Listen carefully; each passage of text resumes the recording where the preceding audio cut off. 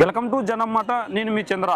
రాష్ట్రంలో ఏం జరుగుతుంది? అన్నను కాదని చెల్లి కాంగ్రెస్ పార్టీ వైపు వెళ్ళింది. మరి ప్రస్తుత రాజకీయాల గురించి, అదేవిధంగా కాంగ్రెస్ పార్టీలో బలాలు ఎంత, కాంగ్రెస్ పార్టీకి పునర్జీవం తీసుకొని వస్తుందా, ఇదే అంశాల గురించి మనతో పాటు మాట్లాడడానికి వైఎస్ఆర్సీపీ సీనియర్ నాయకులు ఆదం గారు ఉన్నారు. సార్ నమస్తే. సార్ నమస్తే సార్. జగన్మోహన్ రెడ్డి గారిని కాదని ఈ రోజు షర్మిల గారు కాంగ్రెస్ పార్టీ వైపు వెళ్ళింది. మరి జగన్మోహన్ రెడ్డి గారు గెలుపు అంత ఈజీ అంటారా? ఇప్పుడు ప్రజల అభిప్రాయాన్ని నేను చెబుతున్నా. నేను ప్రజల్లో ఒక భాగమే. ప్రజల అభిప్రాయాన్ని నేను చెబుతున్నా. నాకు దగ్గర 70 years ఏజ్. నాకు స్వాతంత్రం వచ్చి నేను పుట్టక ముందు ఒక 5 ఏళ్ళు ముందు వచ్చింది స్వాతంత్రం.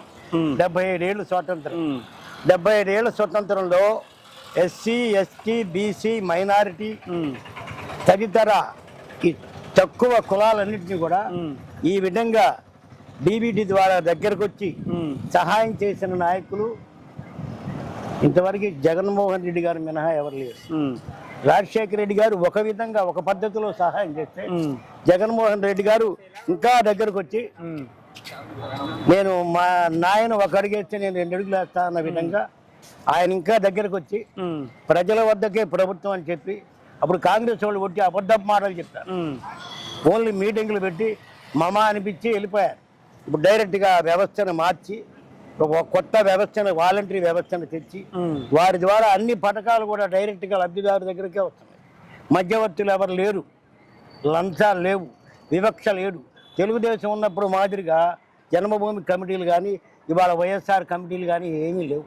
కాదు బాబాయ్ గారు, మీరు ఇంత చెప్తున్నారు కదా పరిపాలన గురించి. ఈ రోజు సొంత చెల్లికే న్యాయం చేయలేని జగన్ గారు కాంగ్రెస్ పార్టీలోకి వెళ్ళింది. మరి సొంత చెల్లికే న్యాయం చేయలేదని కూడా ప్రతిపక్షాలు చెప్తున్నాయి కదా. ఓకే దానికి చిన్న క్లారిఫికేషన్ చెప్తా. సొంత చెల్లి అన్న దగ్గర ఉండాలా, న్యాయం చేయలేదు అంటున్నారు. అన్న దగ్గర లేకుండా న్యాయం ఎలా చేస్తారు? మొన్న ఆవిడ గారు తెలంగాణలో ప్రయత్నం చేశారు, వర్కౌట్ కాలా. నువ్వెందుకు ఇదే ప్రశ్న తెలంగాణలో మీలాంటి విలేకరులు అడిగితే షర్మిల గారు చెప్పారు, నేను ఈ ఊరు కోడలిని, తెలంగాణ కోడలిని, ఆంధ్ర ఆడబిడ్డని అని చెప్పి. సరే, ఓకే, వెరీ గుడ్. ఎవరైనా మ్యారేజ్ అయిన తర్వాత అత్తగారింటికి వెళ్తారు, వాళ్ళు అక్కడ వర్కౌట్ చేసుకోవచ్చు. ఫర్ ఎగ్జాంపుల్ ఇప్పుడు ఆమె చేసిన party superior of Congress party ఎవరమ్మా? Sonia Gandhi. Italy is also come India. ఎందుకు వచ్చారామా? మ్యారేజ్ చేసుకున్నారు, రాజీవ్ గాంధీని మ్యారేజ్ చేసుకున్నారు కాబట్టి ఇటలీ ఏమో ఇక్కడికి వచ్చి మన మీద పెత్తనం చేస్తున్నా మనం సహించి ఊరుకోం. మన బిడ్డ అయింది. వాళ్ళు కూడా అదే బిడ్డగా అంగీకరించారు. కానీ ఆమె అక్కడ వర్కౌట్ చేయలేకపోయింది. ఆమె ఇక్కడికే వచ్చి అన్నను కనిపెట్టుకొని ఉండి అన్నకు సహకరిస్తా, ఏదన్నా సహాయ సహకారాలు సలహాలు ఇస్తా. ఎందుకంటే ఆమెకు అంత స్టామినా ఉంది. ఎందుకంటే అప్పుడు జగన్మోహన్ రెడ్డి గారు కాంగ్రెస్ వాళ్ళు ఉద్దేశపూర్వకంగా 16 నెలలు జైల్లో వేసినప్పుడు ఆమె పార్టీ బాధ్యతలు తీసుకుని నేను జగనన్న వదిలిన బాణాన్ని అని చెప్పుకుంటా జనంలో జరిగింది. ఈ రోడ్లో కూడా ఆమె పాదయాత్ర చేసింది. చిన్న ఎగ్జాంపుల్ అయ్యా, రామబాణం కుసూటిగా వెళ్తుంది. రామబాణం లక్ష్యాన్ని ఛేదించి తిరిగి రాముడి దగ్గరకు వస్తుంది. అంటే ఆ స్టామినా ఎవరిది? బాణాంది కాదు, బాణం వదిలే విలుకాడిది. మరి ఆ కెపాసిటీ జగన్ గారికి లేదంటారా? ఇప్పుడు బాణం వదిలే విలుకాడిది షర్మిల బాణమే, నేను కాదంటా. ఆ బాణాన్ని సంధించే విలుకాడు ఉన్నారు చూసారా? జగన్ చేతిలో బాణం కాదు, హీజ్ ఆల్సో కాంగ్రెస్ చేతిలో బాణం. ఈ రోజు కాంగ్రెస్ కి ఇక్కడ 0%. మీరు చూసారో లేదు, పేపర్లో కానీ టీవీలో కానీ నోటాకు వచ్చినన్ని ఓట్లు కూడా కాంగ్రెస్ పార్టీకి మన రాష్ట్రంలో రాలేదు. సరే, ఆమెకి ఏం చెప్పారో ఏం తెలుసో, మనకేదైనా ఒక ప్లాట్ఫామ్ కావాలన్న ఉద్దేశంతో ఆమె వచ్చిందేమో. వచ్చి ఉండొచ్చు. ఆమెకి ఎక్కడ ప్లాట్ఫామ్ లేదు. ఆమె ఇండివిజువల్గా ప్రయత్నం చేసింది, ఆమె వర్కౌట్ చేసుకోలేకపోయింది. ఆమెకు ప్లాట్ఫామ్ లేక ఏదో ప్లాట్ఫామ్ కోసం వచ్చింది. వెతుక్కుంది ప్లాట్ఫామ్కి వచ్చిన దగ్గర నుండి కూడా ఆమె మాట్లాడాల్సిన స్టెప్ రాంగ్ స్టెప్. నిన్న పార్టీకి వచ్చిన తర్వాత నేను టీవీలో చూసా, రఘువీరారెడ్డి ఒక్కడే ఉన్నాడు తోడుగా.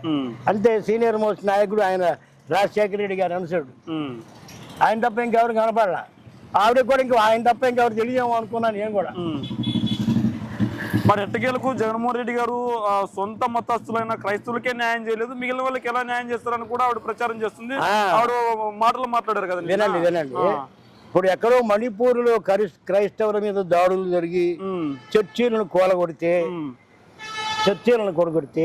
జాతీయ స్థాయిలో విషయాన్ని ఒక ప్రాంతీయ పార్టీ అధినేత ఎలా పరిష్కరిస్తాడు? దాన్ని ఆమె మాట్లాడడానికి అర్థం ఉండాలిగా. జాతీయ పార్టీ అయిన కాంగ్రెస్, రాహుల్ గాంధీ, సోనియా గాంధీ, ఈ వగైరా నాయకులంతా కూడా ఎదుర్కోలేని పరిస్థితి. అది ఏం చేశారు? ఓ ప్రాంతీయ పార్టీ నాయకుడు అయి ఉండి, కేంద్రంలో ఒక జాతీయ పార్టీ ఉండి, రాష్ట్ర ప్రయోజనాలను పక్కకు పెట్టి మతం కోసం పరిగెత్తలేడుగా. రాష్ట్ర ప్రయోజనాలు, రాష్ట్ర ప్రజలు ఆయన మీద గురుతర బాధ్యత పెట్టారు కాబట్టి రాష్ట్ర ప్రయోజనాలను పక్కన పెట్టి వాళ్ళతో పోట్లాడలేడుగా. ఆవిడదంతా అర్ధరహితమైన మాటలండి. అది ఏదో మాట్లాడాలి వాళ్ళు చెప్పారు.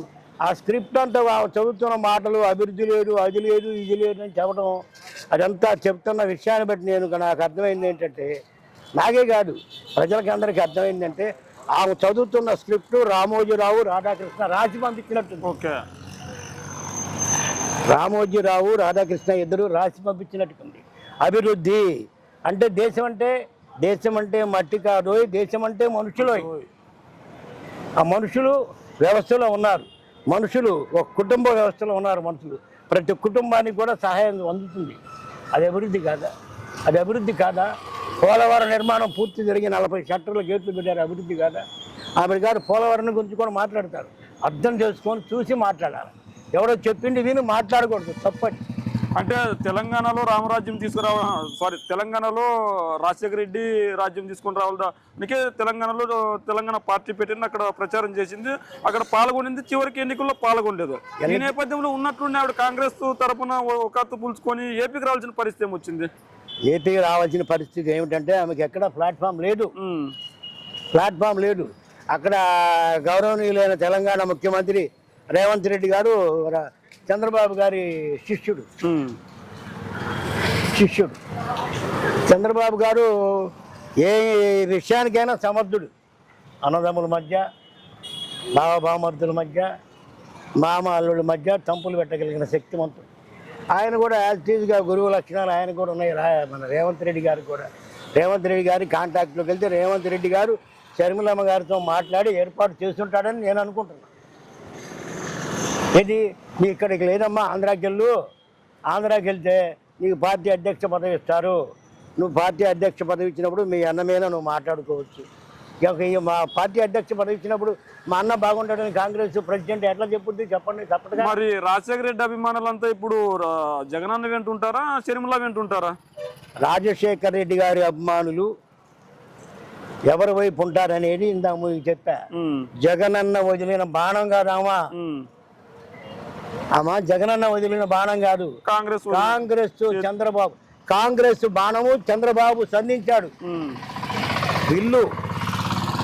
విల్లు కాంగ్రెస్, బాణం వదిలిన వాడు చంద్రబాబు. జనం అంతా పిచ్చివాళ్ళు ఎవరు లేరు. ఎట్టకేలకు ఎవరు బాణం వదిలినా కూడా రాజన్న బిడ్డ అంటే అంతో ఇంతో ఆవిడకి కూడా అభిమానులు ఉంటారు. ఆవిడకి మరి అటువైపు వైఎస్ఆర్ ఫ్యామిలీ నుంచి వచ్చిన ఆవిడకి కొంతమంది మద్దతు ఇచ్చి జగన్మోహన్ రెడ్డి గారు ఓటమికి పనిచేయదంటారు. ఆవిడ జగన్మోహన్ రెడ్డి గారు పార్టీ పెట్టినప్పుడు షర్మిలమ్మ గారు జగన్ గారిని జైల్లో పెట్టినప్పుడు 16 నెలలు, ఇక మా అన్న రాడు, నేనే జగన్ రాజశేఖర రెడ్డి బిడ్డను, ఐఆమ్ రియల్ అని వస్తే అప్పుడేమన్నా ఆలోచన చేసేవాళ్ళు. 12 ఏళ్ళు 13 ఏళ్ళు కలిసి 5 ఏళ్ళు అధికారంలో ఉండి ప్రజా శ్రేయస్సు కోసం అహర్నిశలు పాటుపడుతున్న ఒక యువ నాయకుడిని వదిలిపెట్టి వృద్ధ కాంగ్రెస్ కోసం ఆమె రాజశేఖర రెడ్డి బిడ్డ నేను కాదంట్లా. ఆమె కోసం కాదు, పార్టీ వెనక ఉన్న party Congress party. Already Congress party జీవోత్సవంలా ఉంది. ప్రాణమున్న పీనుగా తెలుగుదేశం పార్టీ వెంటిలేటర్ మీద ఉంది. ఈ రెండు కూడా ఎన్ని ఎత్తులు పెట్టినా పైకి లేవలేవు. మరి వీళ్ళిద్దరికి జనసేన కూడా తోడుగా ఉంది కదా. జనసేన పోయినసారి జనసేనకి ఎన్ని ఓట్లు వచ్చినాయి? జనసేన అధినాయకుడే గెలవలేదు. అప్పుడు జగన్మోహన్ రెడ్డి మాట నమ్మి ప్రజలు ఓట్లు వేశారు. ఇవాళ జగన్ మాట నమ్మి ప్రజలు ఓట్లు వేసిన వాళ్ళు నమ్మకాన్ని ఒమ్ము కాకుండా ప్రతి ఒక్కరు కూడా చెప్పిన వాగ్దానం నెరవేరుస్తున్న వ్యక్తి జగన్మోహన్ రెడ్డి. ఆల్రెడీ చూస్తున్నారు. చూస్తూ పవన్ కళ్యాణ్ గారికి, చంద్రబాబు గారికి, షర్మిలమ్మ గారికి ఎలా ఓట్లేస్తారు?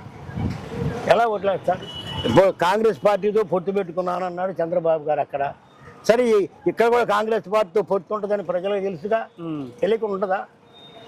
ఇప్పుడు కాంగ్రెస్ పార్టీకి షర్మిలమ్మ గారు వచ్చి చంద్రబాబు గారు 2 మాటలు అన్నా సరిపోయిద్దా? నమ్ముతారా? మరి జగన్మోహన్ రెడ్డి గారు కూడా ప్రతిపక్షంలో ఉన్నప్పుడు హోదా కోసం అన్ని నిరాకరణ దీక్షలు చేస్తే, అధికారంలో ఉన్నప్పుడు కనీసం బీజేపీని ఒక మాట కూడా అడగలేదు అంటుంది కదా షర్మిల గారు. ఆమెకు సరిగా అవగాహన లేదు. కొన్నిసారి విశాఖపట్నంలో మోడీ గారు, ముఖ్యమంత్రి అయిన జగన్మోహన్ రెడ్డి గారు ఒకే వేదికను పంచుకున్నారు, ఒకే వేదిక మీద మాట్లాడారు.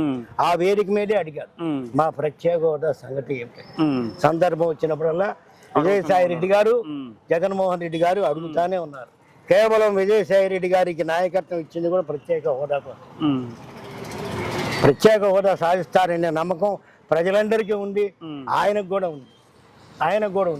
వీళ్ళు ప్రజలకు చెప్పడం ఏంటంటే, ప్రత్యేక హోదా ఆయన చంద్రబాబు గారు అప్పుడు సాధించలేని ప్రత్యేక హోదా జగన్మోహన్ రెడ్డి గారు సాధిస్తే ఏమవుతుందో అన్న మన లోపల భయం ఉండి కూడా మాట వరుసగా చెబుతున్నారంటే, ప్రత్యేక హోదాని ఖచ్చితంగా జగన్మోహన్ రెడ్డి గారు సాధిస్తారు.